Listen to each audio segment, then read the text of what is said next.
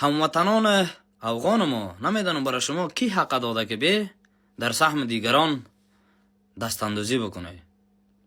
اگر حقیقت بیم ببینیم، ما بسیار اشتباه کردیم و رحم کردیم برای شما که در داخل خاک ما شما را جای دادیم.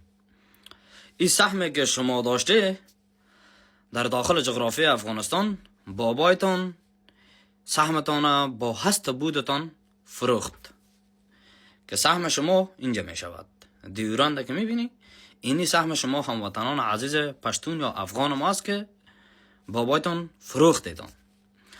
و این طرف دیوران این سهم ما تاجکا، هزاره ها، ازبک ها، ایماق ها، بلوچ ها، پشایی ها و نورسونی ها هست. متاسفانه امروز شما از این که به مدیون ما باشه، امروز می در سهم ما تصمیم گیری میکنه و می تذکره های ما را میگیره که نمیدونم اینها خائن هستن، وطن فروش هستن. خائن وطن فروش کسی است که شما را فروخته. این سهم تاجکاست تا به می لحظه هم با اقتدار مرز رسمی داره و از وجب از این خاک دفاع میکنه. امروز یک تعدادتون آمده در صفحات مجازی در دنیای حقیقی مانند یون و طاقت و اصولی و قوریسا دیگرها را ملامت میکنه. برف بامتانه بالای بام دیگرها مندازه، میگه فلونیا خائن هستن. در حقیقت خائن پدرت بوده که وطنت خاکت فروخت با است بودش، با زن و با فرزند و با تمام همه ساکنینش.